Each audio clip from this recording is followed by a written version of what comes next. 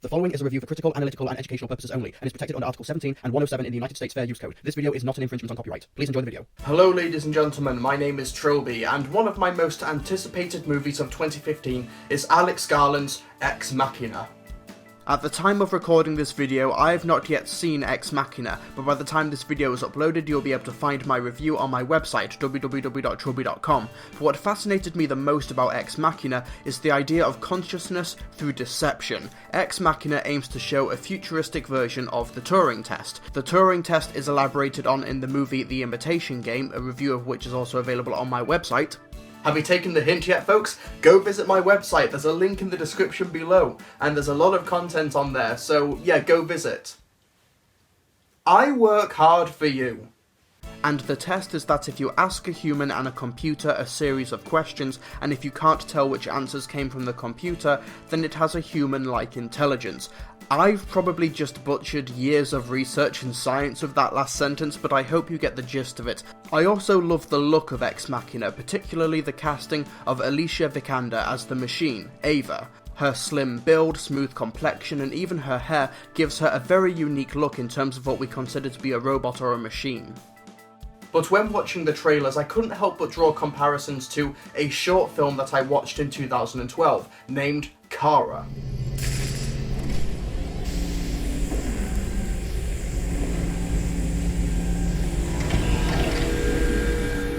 Kara, released in 2012, is essentially a graphical tech demo for the PlayStation 3 created by Quantic Dream, who made the interactive movies Heavy Rain and Beyond Two Souls. The animated short isn't a trailer or a promotional piece for any upcoming game or concept, it is just a showcase of their new graphical engine. The short was written and directed by David Cage, who, let's be perfectly frank here, has not had a good track record in conveying human emotion or realistic dialogue. Jason! Jason! Sean! Jason! Sean, where are you? Jason! Sean, where are you? Jason! But ironically, this short film about a machine named Kara, played by motion-captured Valerie Curry, is not only the best thing that Quantic Dream have ever put out, but hands down one of the best animated short films I've ever seen, period. It's dramatic, powerful, thought-provoking, and I'm not going to lie, it nearly made me cry when I first saw it.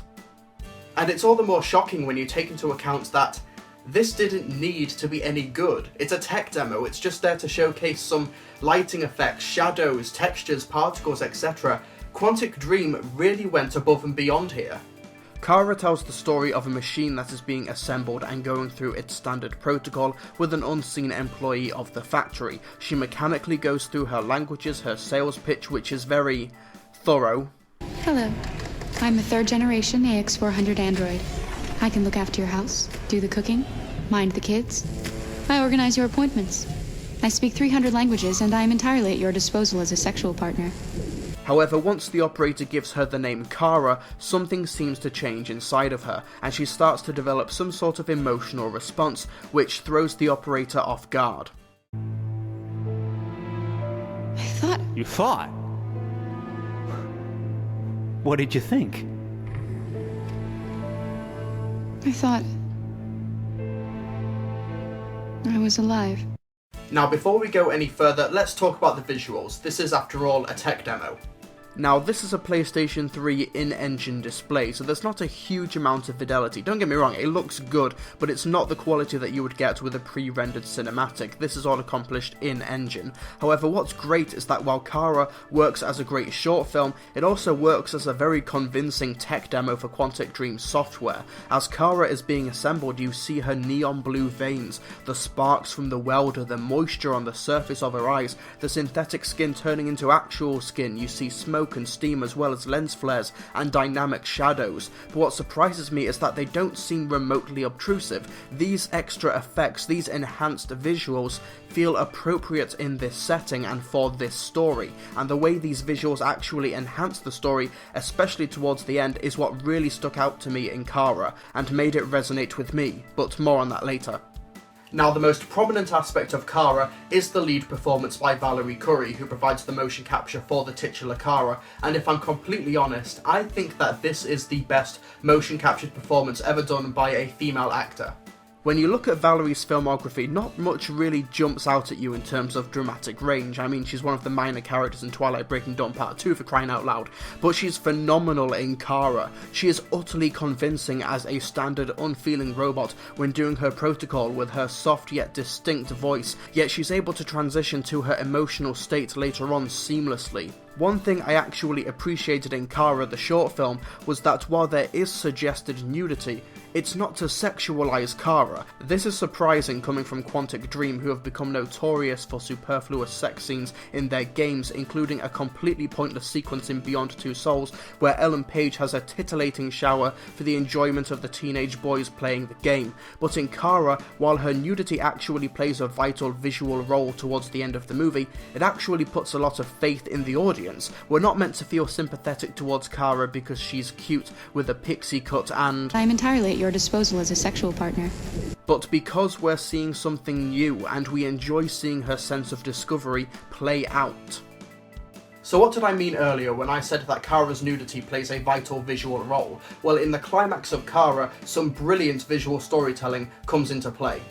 So what happens is that as soon as she expresses emotion and says that she thought she was alive, the operator immediately orders for her to be disassembled and Kara begs for her life. Defective model. Disassemble and check the required components. You're disassembling me, but why? You're not supposed to think that sort of stuff. You're not supposed to think at all, period. You must have a defective piece or a software problem somewhere. No, I feel perfectly fine, I assure you. Everything is all right. I answered all the tests correctly, didn't I? Yeah, but your behavior is non-standard. Please, I'm begging you, please don't disassemble me. I'm sorry, honey, but defective models have to be eliminated. That's my job. Now what's interesting here is that what Kara wants is to be built to have her human skin and to be let out into the world.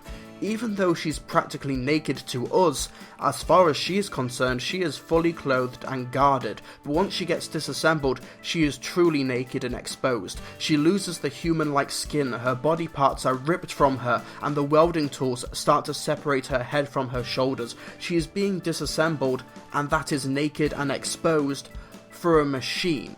And the most genius piece of visual storytelling is her heart. That blue, beating heart in her chest.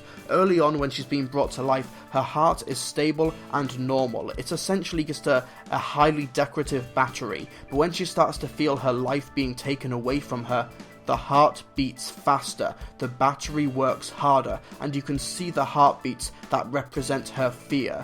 When she says to the operator that she's scared, she truly means it. You can hear the heartbeat accelerating in the background. But I've only just been born, you can't kill me yet! Stop, will you please stop? I'm scared!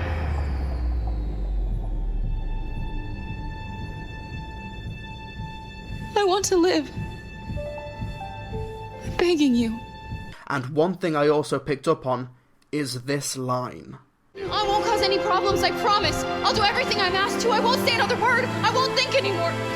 And what's interesting here is that Kara is completely genuine. She's metaphorically and literally opened up naked and exposed to the operator. She's in no position to lie at the moment. So when she says that she won't think anymore, she won't step out of line, she won't say another word, what she's basically saying is that she is so desperate to cling on to this newfound life that she's only just discovered, that she's basically willing to live a lie just to maintain that existence. She's not negotiating with the operator.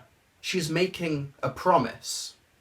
What does that say about how Kara views life? That to her, it's so precious and so valuable that she merely exists, that she is willing to lie and repress her true self in order to continue that existence. That is a fascinating idea. In the end, the operator changes his mind and lets her live as long as she stays in line, as he doesn't want any trouble. Kara then joins a production line with 4 other machines just like her, motionless and still. And that's the end.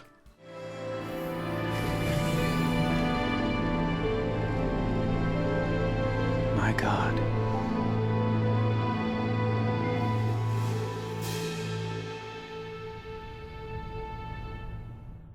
Of course, this is just a standalone short film. It doesn't lead into anything. There's no planned Kara movie or planned Kara video game by Quantic Dream, but I would love to know what happens next. Does Kara keep her promise? How does the operator feel? Are there other robots that feel the same as her? And while this feels like a pre-credit sequence for a feature-length film, it is still a fantastic sequence, but I really want to know what happens next. Now, is there anything about Kara that I didn't like? Well, two things stand out. The camera movements are a little bit off. They feel very mechanical, which works when it cuts to the viewpoint of the literal mechanical camera, which is the viewpoint of the operator. But when it comes to the regular camera, its movements don't have much flow to them at a distance. The close-up movements are brilliant, particularly when they capture Kara's face, but at a distance it feels very awkward. Also with the operator, despite him playing a key role here, some of the dialogue here just doesn't work very well. What's going to happen to me now? I'll reinitialize you and send you to a store to be sold. Sold? I'm a sort of merchandise. Is that right? Yeah, of course you're merchandise, baby. Why does he call an emotionless machine with many sisters on an assembly line baby? I mean, he doesn't say anything like that beforehand, so it just really feels out of place. Please, I'm begging you, please don't disassemble me. I'm sorry, honey, but Same issue there. Why does he call her honey? He considers her to be a machine. Don't use a word like that. Also, I felt like his performance, particularly when Kara is being disassembled and pleading for her life, is a bit flat. Kara is begging for her life, and this is something the operator has never encountered before. This is something completely new and unexpected for him, but it doesn't sound like he cares. As the music swells and Kara gets more passionate, the operator should as well, but he just doesn't. you must have a defective piece or a software problem somewhere. No, I feel perfectly fine, I assure you. Everything is all right. I answered all the tests correctly, didn't I? Yeah, but your behavior is non-standard. Please, I'm begging you, please don't disassemble me. I'm sorry, honey, but defective models have to be eliminated. That's my job.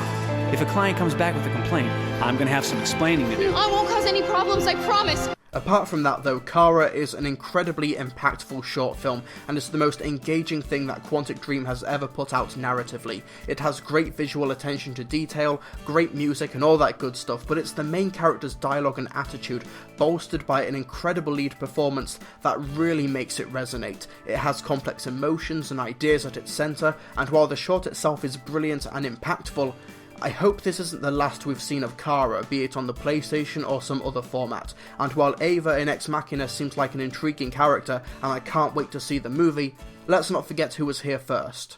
Kara. My name is Kara.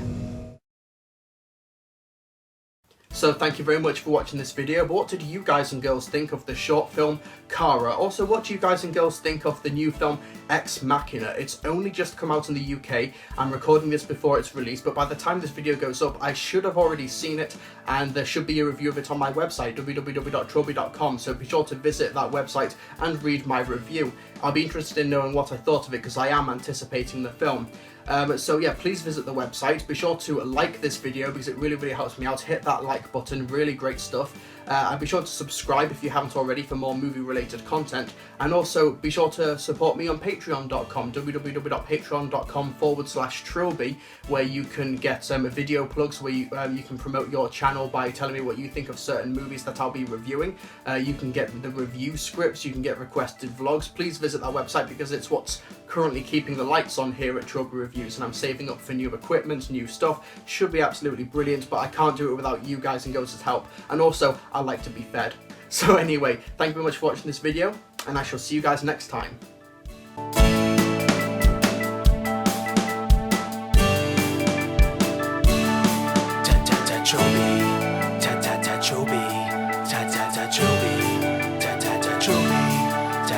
Trilbee.